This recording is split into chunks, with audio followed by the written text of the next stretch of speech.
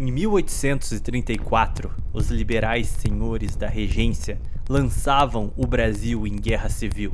Devido ao desastrado projeto federalista da emenda constitucional daquele ano, dava às províncias do Império autonomia quase completa, em um fracionamento das polícias e do judiciário, estando submetidos a indicações políticas, fraudando todo o sistema eleitoral. A consequência desse desmonte do poder central em um país de herança de Casa Grande fora descrito por Paulino Soares de Souza, Visconde do Uruguai.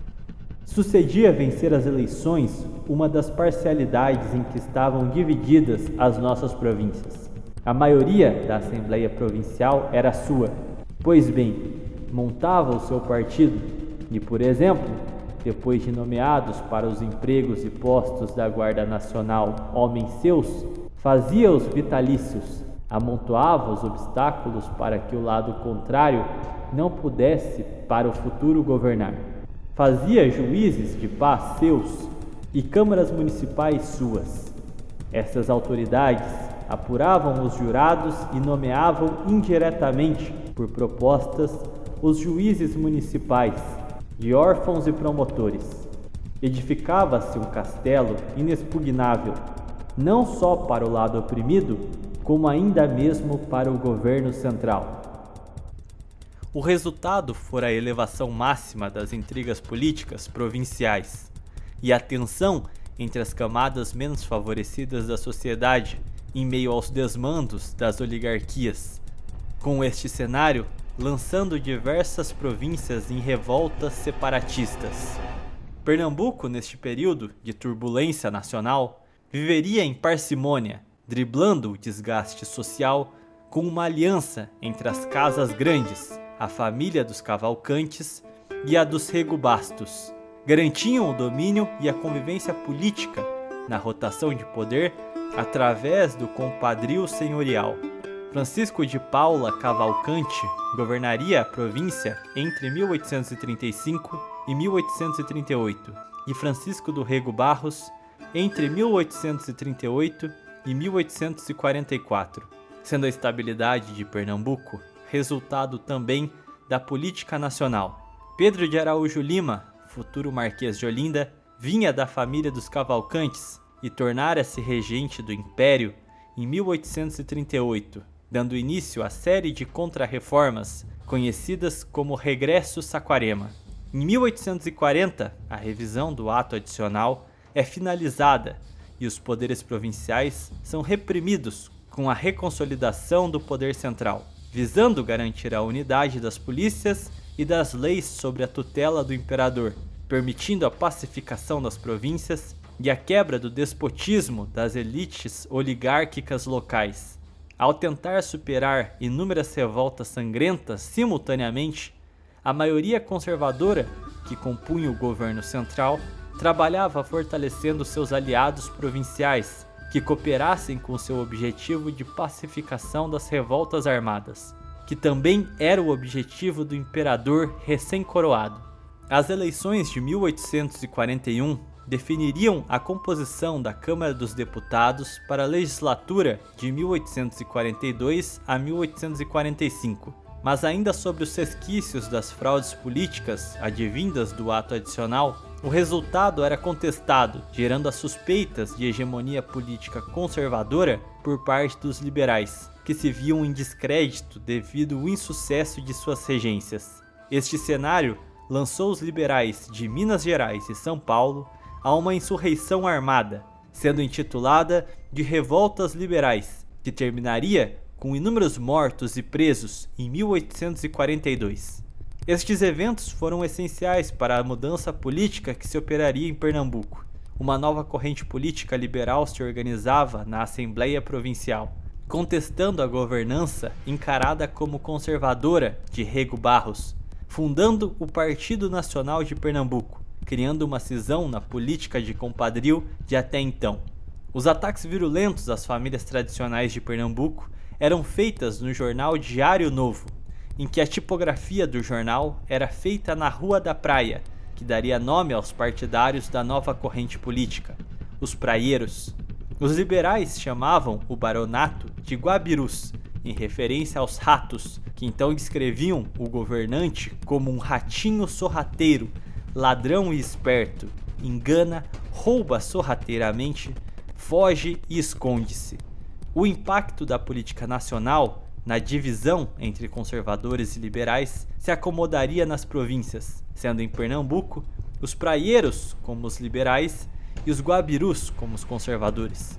Mas assim como em 1842, os liberais se radicalizaram e se lançaram a uma revolução. Os praieiros logo se afastariam dos cavalcantes e se tornariam um movimento de inspiração liberal radical, sendo visto por muitos historiadores como um suspiro da primavera dos povos, que aconteciam simultaneamente ao levante praieiro. No Rio de Janeiro, os eventos políticos também traziam novos ares. Após a supressão da revolta liberal mineira paulista em 1842, a maioria conservadora desejava enquadrar os revoltosos como criminosos, enquanto o imperador desejava iniciar um período de pacificação, para não alardear outra revolta armada por questões eleitorais, optando pela anistia dos rebeldes, não deixando que o poder se concentrasse nas mãos dos saquaremas. O impasse entre o governo conservador de Honório Hermeto Carneiro Leão, futuro Marquês do Paraná, desejoso de punir os liberais revoltosos, ia na contramão da posição conciliadora do imperador, que terminou com a destituição do governo em 1844, permitindo a ascensão dos liberais, a destituição da Câmara dos Deputados, retirando a maioria conservadora, sendo feita uma nova eleição, garantindo a formação de uma legislatura alinhada com os interesses do monarca, e de tal forma foi a queda dos conservadores e feita a anistia dos liberais.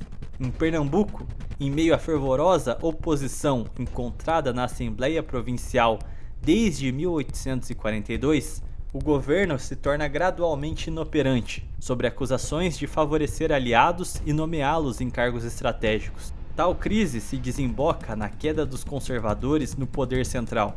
Com o gabinete liberal, se tem a destituição de Rego Barros da província de Pernambuco e a nomeação como presidente da província de Chichorro da Gama, em 1845. Chichorro era um político liberal que se tornaria um entusiasta do movimento praieiro. Com a subida de um governo liberal também em Pernambuco, Chichorro da Silva demitiria cerca de 70% dos funcionários públicos da gestão anterior, passando a nomear aliados principalmente na Polícia Civil e em tribunais municipais, permitindo a perseguição de seus adversários. A situação se tornaria insustentável e precipitaria a guerra aberta com as batidas policiais em fazendas de senhores que eram considerados conservadores, que geravam diversos abusos sob a justificativa de prender criminosos, apreender armas do Estado e recuperar escravos roubados. Era uma perseguição política aberta. As batidas policiais a serviço dos praieiros favoreceu a organização de milícias guabirus, escaramuças que tinham como objetivo proteger as terras dos senhores, que resultaria nos primeiros embates violentos entre 1847 e 1848. A esta altura, os liberais radicais praieiros se preparavam para reprimir as milícias guabirus, personificadas pela família do antigo governador Rego Barros. Mas voltaria a ser na política a família Cavalcante, que seria uma peça fundamental para a pacificação da região. Em setembro de 1848, Pedro de Araújo Lima seria nomeado presidente do Conselho de Ministros. Era o retorno dos saquaremas ao governo central e, para as complicações da província de Pernambuco, um membro da família Cavalcante.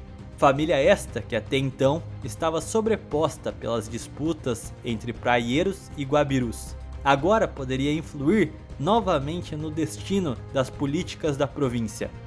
Entre maio e setembro de 1848, os liberais continuavam no poder na corte. Isso evitou a derrocada total dos praieiros. Mas os presidentes nomeados para Pernambuco nesses meses buscaram a moderação. Sabiam das dificuldades que teriam. Começou, todavia, a demissão dos delegados de polícia praieiros.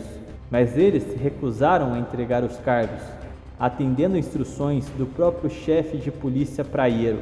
Quando os liberais caíram na corte, em setembro de 1848, Araújo Lima e os Cavalcante voltaram ao poder. Os líderes da Revolução Guabiru, agora rearmados e equipados pelo governo provincial, passaram à ofensiva. A Revolução Praieira começou quando tentaram desarmar e prender um delegado praieiro destituído, o coronel Manuel Pereira de Moraes, abastado senhor de engenho de Igaraçu, que havia colaborado nas ações da polícia praieira nos anos anteriores. Caía o governo de Chichorro da Gama. Era indicado um moderado, Herculano Ferreira Pena, que não agiu de forma radical, pensando em evitar uma insurreição violenta. Mas era tarde. Os praieiros, quando assumiram o poder com Chichorro, haviam agido com extremo personalismo e despotismo, demitindo a esmagadora maioria dos funcionários públicos sem aviso prévio e invadindo as terras de seus adversários de maneira tirânica. Antes mesmo das ações do novo governo, já deduziam que seriam varridos do poder com a mesma virulência que o tomaram. Manuel Moraes, senhor de engenho, se nega a aceitar sua demissão e, com armas na mão, em novembro de 1848, se dá início aos embates militares da Revolução Praieira. Se Herculano Ferreira Pena fora prudente e moderado em resposta à Revolução Liberal, ainda em dezembro de 1848, seria substituído por Manuel Vieira Tosta, histórico opositor dos praieiros, e no Natal daquele ano desembarcava em Recife, acompanhado de 340 soldados de artilharia e outros 40 de cavalaria. Assumia a província com o objetivo de tratorar os rebeldes. Os liberais se aglutinavam nas regiões de mata fechada, levando vantagem em um combate de guerrilha, fazendo as forças provinciais se dispersarem, os buscando mata adentro, permitindo uma ofensiva audaciosa por parte dos rebeldes. Com 1.600 homens, aproveitavam que as forças imperiais estavam dispersas e marchavam diretamente para a capital da província, o Recife. A ofensiva foi um grande fiasco. As tropas imperiais realizavam um cerco à cidade e aniquilariam as forças praieiras, com a total desorganização do exército rebelde através de debandadas e fugas desastradas, restando apenas radicais ligados aos líderes da revolta, reprimidos ao interior do estado.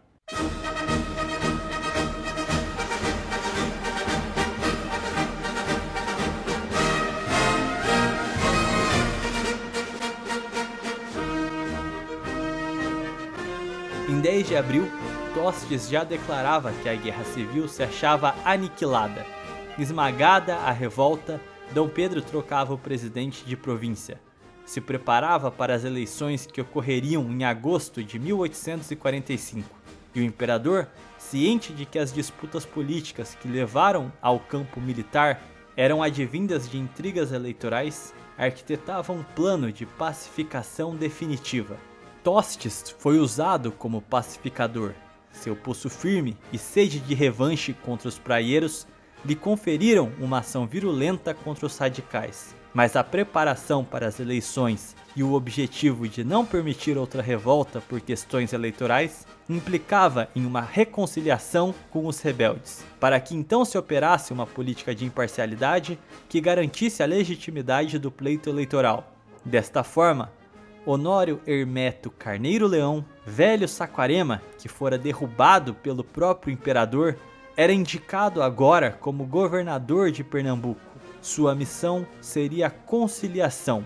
Com os combates sangrentos controlados e restando apenas pequenos focos de guerrilha nas zonas de mata fechada, Carneiro Leão iria aplicar a política solicitada pelo imperador. Ganharia o apoio dos revoltosos através da confiança, concedendo-lhes a anistia e tentando trazê-los de volta ao campo da política formal. Em carta a Eusébio de Queiroz, deixava claro sua intenção com este gesto. Assim mesmo creio poder dizer a Vossa Excelência que os praieiros estão esmagados sob o peso dos meus benefícios. Se outra fosse a minha conduta, eles chegariam às urnas, e provável é que tanto nesta cidade como fora, a polícia prendesse aqueles que se tornassem mais célebres em eleição, ou foram influências delas. Em tal caso, eles gritariam com razão contra as violências, e a eleição ficaria de todo desmoralizada. Que isto aconteceria é de evidência incontestável, pois tal era a disposição dos ânimos, e não pouco me tem custado contê-los, e não sei o que acontecerá por fora. Ao fim, as eleições de agosto ocorriam sem anormalidades, com Carneiro Leão sendo odiado por liberais e conservadores, por não lhes favorecer nem sabotar o pleito eleitoral, mas cumprira sua missão de ser um delegado do imperador, garantindo a rigorosa aplicação da lei imparcialmente, rompendo as poderosas políticas de compadrio que há séculos reinavam em Pernambuco. O fim da Revolução Praieira seria por seu esvaziamento, com as políticas de anistia e acordos entre chefes revolucionários e o governo, tendo o efeito de desengajamento da luta armada, garantindo as condições para a aplicação das leis e o monopólio da força por parte do Estado Nacional.